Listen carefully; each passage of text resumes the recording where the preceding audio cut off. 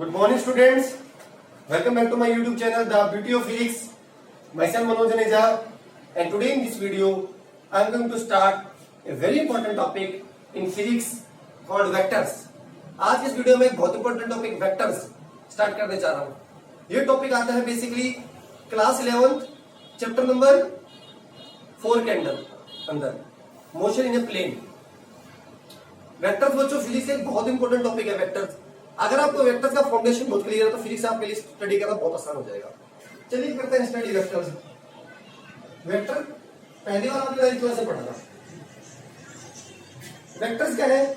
ऐसी physical quantity जिसको describe करने के लिए मुझे मैग्नीट्यूड भी चाहिए और डायरेक्शन भी चाहिए. I need magnitude as well as direction to describe such type of physical quantity. और इन फिजिकल क्वांटिटीज के लिए हमें स्पेशल लॉज की जरूरत होती है. ये सिंपली अलजेब्रिक लॉ से ऐड नहीं हो सकते. इनके लिए वेक्टर लॉज की रिक्वायरमेंट होती है. जैसे force, velocity, momentum, velocity, displacement, all these are examples of scalars. All these are examples of vectors, scalars. Scalars वो फिजिकल क्वांटिटीज हैं जिनको डिस्क्राइब करने के लिए केवल मैग्नीट्यूड की रिक्वायरमेंट है. केवल मैग्नीट्यूड. मैग्नीट्यूड क्या होता है? एक नंबर. जैसे मैं कह रहा हूं एक बॉडी का मास 2 किलोग्राम. मास के स्केलर. अब मैं कह रहा हूं किसी बॉडी का वेट 20 न्यूटन है. वेट क्या है? Basically gravitational force exerted by earth. अब हमें बताया earth exerts a force towards its centre. तो वेट हैज ए डायरेक्शन. तो weight is a vector. Weight is a vector. Mass is a scalar. मैं कह रहा हूं एक car is moving with 60 kilometre per hour. एक नंबर है केवल. मैं आपको बता रहा हूं 60 किलोमीटर पर आवर. तो this is only magnitude. This is the speed. And when I add car is moving 60 km per hour towards north, this is now velocity because direction is mentioned. और velocity is a vector because it has direction. तो बच्चों क्या होता है? जरूरी नहीं आपका direction है आपके पास फिजिकल क्वांटिटी में. किसी क्वांटिटी से डायरेक्शन है, मैग्नीट्यूड है, कुछ नंबर, तो जरूरी नहीं कि वो वेक्टर हो. जैसे आपने 10th में पढ़ा था करंट. करंट के पास obviously when current flows through a circuit, कोई उसका मैग्नीट्यूड होगा 2 ampere current, 3 ampere current, 0.1 ampere current, कुछ मैग्नीट्यूड होगा. और डायरेक्शन करंट क्या आपको पता है? Opposite to flow electrons. But current is not a vector in spite of having direction. क्यों? क्योंकि करंट के लिए ऑर्डिनरी लॉज एप्लीकेबल हैं. वेक्टर आप तभी कहते हो फिजिकल क्वांटिटी को जब उसके लिए वेक्टर लॉज एप्लीकेबल हो. वो वेक्टर लॉ से ऐड और सब्ट्रैक्ट हो. वेक्टर लॉज क्या हम पढ़ेंगे सब इस चैप्टर में. तो जो नेक्स्ट करते हैं रिप्रेजेंटेशन ऑफ वेक्टर. नेक्स्ट करते हैं हम रिप्रेजेंटेशन ऑफ ए वेक्टर.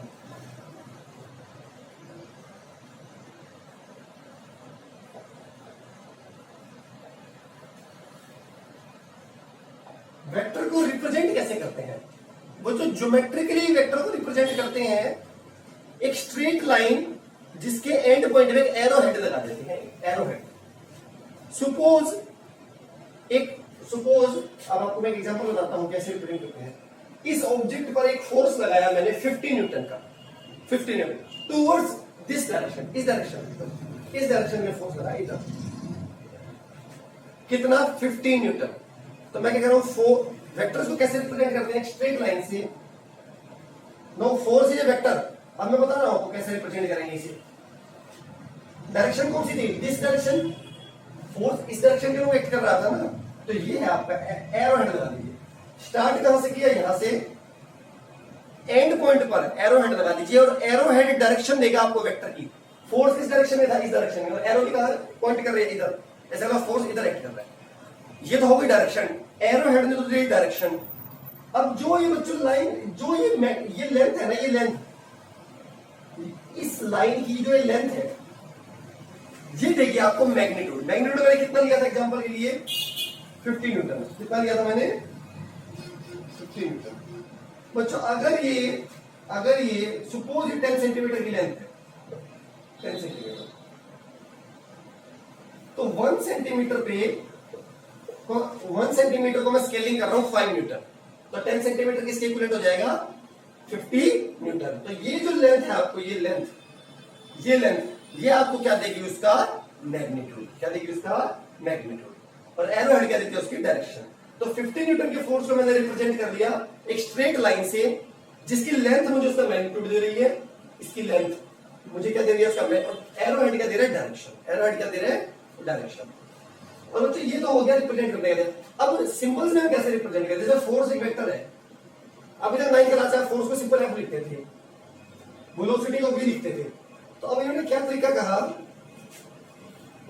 तरीका, जो भी फिजिकल क्वांटिटी आपकी वो है ना वेक्टर, उसके ऊपर, उसके सिंबल के ऊपर आप एक छोटा सा एरो हेड लगा दीजिए, एक छोटा सा एरो हेड लगा दीजिए। इससे पता लगता ही मुझे लग जाएगा कि F is a vector, like velocity is a vector. Momentum को पी से लिखते हैं बच्चों, छोटा सा एक वेक्टर लगा दीजिए, जो भी इसका सिंबल है उसके ऊपर वेक्टर लगा दीजिए, वहां से हमें पता लग जाएगा this is a vector, this is a vector. ठीक है बच्चों, ये हो गया इसका रिप्रेजेंटेशन। अब बच्चों यहाँ एक बहुत इंपॉर्टेंट कॉन्सेप्ट है, मैंने ना ये आपको क्या बताया था, मैंने ये 50 न्यूटन का फोर्स है, हमें स्केलिंग समझाई थी मैंने आपको। वेक्टर्स को ना, वेक्टर्स में क्या चीज है बच्चों, दो चीजें हैं, एक मैग्नीट्यूड कितना है इसका 50 न्यूटन, और एक डायरेक्शन, किस डायरेक्शन है, इस डायरेक्शन में। वेक्टर्स को ना बच्चों ट्रांसलेट किया जा सकता है, वेक्टर को मैं ऐसे ट्रांसलेट कर सकता हूं ऊपर नीचे, इस वेक्टर को मैं यहां भी ला सकता हूं, इस वेक्टर को मैं यहां भी ला सकता हूं, ट्रांसलेट किया जा सकता है। क्योंकि जब आप ट्रांसलेट करते हो ना, इस वेक्टर को यहां से यहां लाया, ट्रांसलेशन से ना तो आपने इसकी लेंथ को छोटा कर दिया, मतलब मैग्नीट्यूड सेम रहा, और ट्रांसलेशन से बच्चों डायरेक्शन भी सेम है, अब भी उसी डायरेक्शन के लोग कर रहा है, नॉर्थ के लोग अब भी नॉर्थ के लोग कर रहे हैं। तो ट्रांसलेशन पॉसिबल है वेक्टर्स में, क्योंकि ये ना तो उसका मैग्नीट्यूड चेंज करती है, ना उसका डायरेक्शन, तो वेक्टर रिमेन सेम। बट अगर आपने वेक्टर को रोटेट कर दिया ना बच्चों, अगर आपने इसको ऐसे कर दिया, लेंथ वही की वही है 10 सेंटीमीटर जो पहले थी, यहां भी 10 सेंटीमीटर थी, तो मैग्नीट्यूड तो बच्चों भी 50 न्यूटन होगा, बट अब ये इस डायरेक्शन के लोग एक्ट कर रहा है, और पहले कर रहा था इसके लोग, तो रोटेशन से डायरेक्शन चेंज हो जाती है, इसलिए रोटेशन इज नॉट अलाउड। हाँ, अगर वो पता लगे, अगर आप 360 डिग्री रोटेशन कर दो, कंप्लीट रोटेशन, तो 360 के बाद वापस यहीं आ जाएगा। तो उसमें एक 360 डिग्री रोटेशन को छोड़कर बाकी किसी भी एंगल में रोटेट करोगे तो वेक्टर चेंज हो जाएगा, क्योंकि डायरेक्शन चेंज हो गई है, तो उसका इफेक्ट चेंज हो जाएगा, तो उसका, इसीलिए वेक्टर्स में ट्रांसलेशन पॉसिबल है, ऐसे ट्रांसलेट कर सकते हो, but rotation is not possible. Suppose vector ऐसा है, सपोज ये है वेक्टर, तो मैं बच्चों इसको ऐसे ट्रांसलेट कर सकता हूं, बट मैं इसको रोटेट नहीं कर सकता, मैं इसको रोटेट नहीं कर सकता।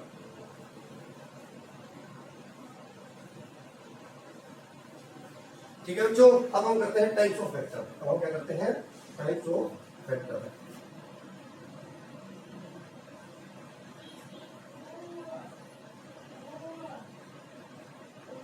बच्चों फर्स्ट होता है मॉडुलस ऑफ वेक्टर।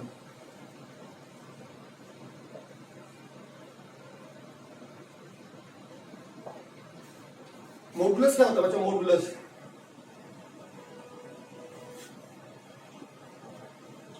बच्चों आपको एक चीज याद रखनी है, वेक्टर के अंदर दो चीजें होती है, एक मैग्नीट्यूड और एक डायरेक्शन, और वो वेक्टर है, इसका मतलब उसके लिए वेक्टर लॉज एप्लीकेबल है, वो वेक्टर लॉ से ऐड और सब्ट्रैक्ट हो रहा है, वो पता लगे। अब एक वेक्टर है बच्चों, सपोज ए, मैंने सिंबल लगा दिया, जैसे ये वेक्टर, ये है वेक्टर ए, तो इसके अंदर क्या होगा, इसका मैग्नीट्यूड और इसकी डायरेक्शन, मैग्नीट्यूड और डायरेक्शन। बच्चों डायरेक्शन देता है किसी भी वेक्टर का, वेक्टर ए है तो उसकी डायरेक्शन होगी यूनिट वेक्टर, अभी मैं इसे नेक्स्ट कराऊंगा आपको, एक यूनिट वेक्टर, तो किसी भी वेक्टर की डायरेक्शन कौन देता है, उसका यूनिट वेक्टर। बच्चों यूनिट वेक्टर कैसे लिखते हैं, अगर ए वेक्टर है तो इसका यूनिट वेक्टर लिखा जाएगा ए कैप, तो जब भी कैप आ जाएगा ना, कैप, इसका मतलब वो एक यूनिट वेक्टर है।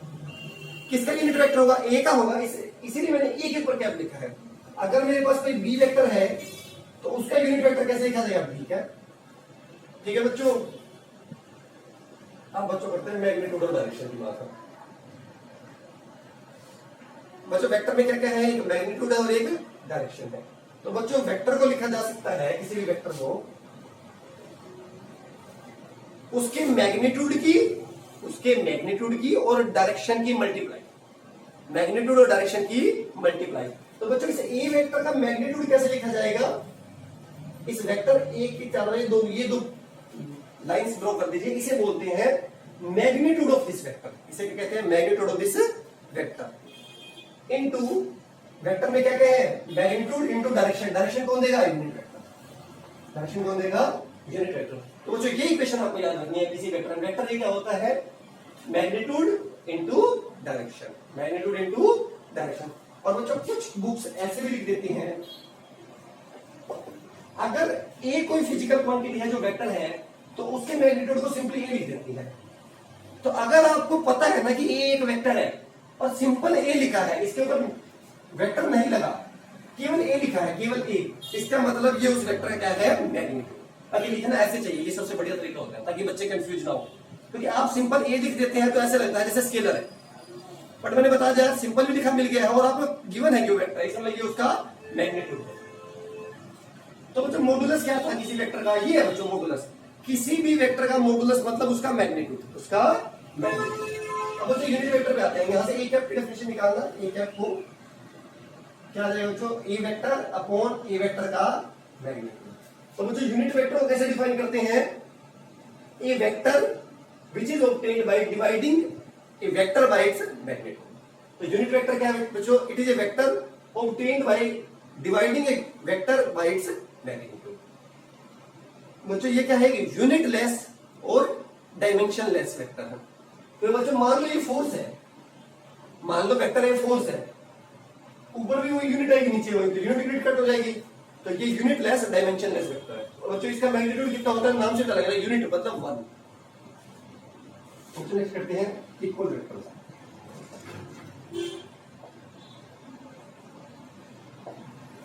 बच्चों इक्वल, दो वेक्टर इक्वल कब होंगे? एक वेक्टर में क्या है? एक मैग्नीट्यूड है डायरेक्शन। जब दोनों का मैग्नीट्यूड भी सेम हो और डायरेक्शन भी सेम हो तो उनको कहेंगे इक्वल वेक्टर।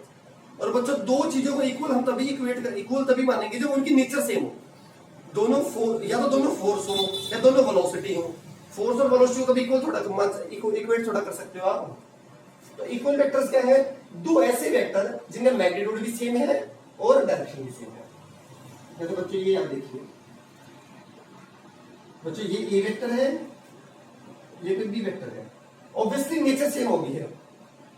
बच्चों देखो इस ए वेक्टर का मैग्नीट्यूड कितना होगा? अभी बताया था आपको, ये लेंथ देगी, ये लेंथ मैंने इक्वल ड्रॉ की है, ये लेंथ मैंने इक्वल ड्रॉ की है दोनों में। इसका मतलब ए का और बी का मैग्नीट्यूड क्या है बच्चों? सेम। क्या है? सेम। और डायरेक्शन दोनों की सेम है। तो ए और बी क्या है? दोनों इक्वल वेक्टर्स। क्या है बच्चों? दोनों इक्वल वेक्टर्स। नेक्स्ट बच्चों negative vector.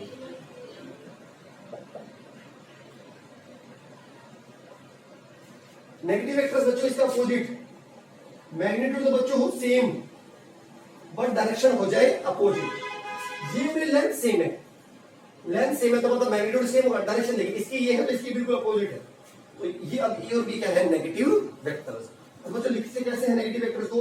A vector is equal to minus B vector. इसका मतलब ए वेक्टर है वो नेगेटिव और बी के इक्वल है। इसका बच्चों को इनिशियल,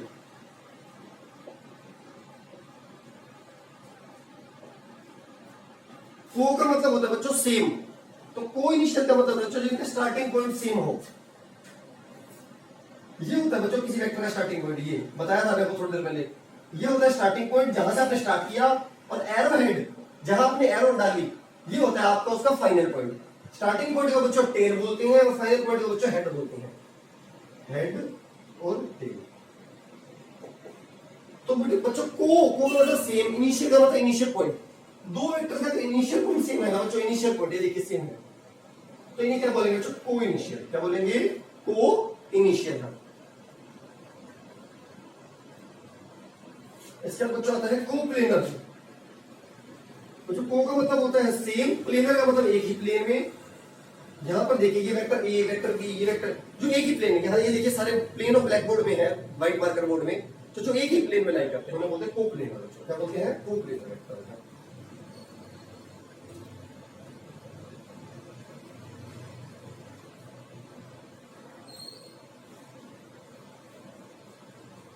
इसके बाद देखते हैं बच्चों को कोप्लेनर। इसके बाद आता है बच्चों एक कोलिनियर वेक्टर।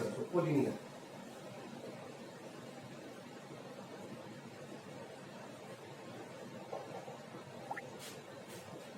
कोलिनियर क्या होता है बच्चों?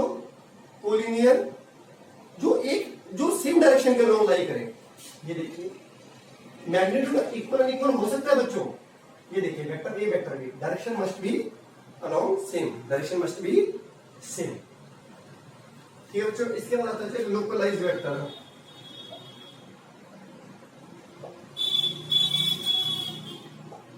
लोकलाइज्ड होता है जो लोकलाइज्ड है फिक्स्ड है, जिनको हमने फिक्स्ड कर दिया है, तो दे आर लोकलाइज्ड। और non localised means which are not fixed, which are not fixed.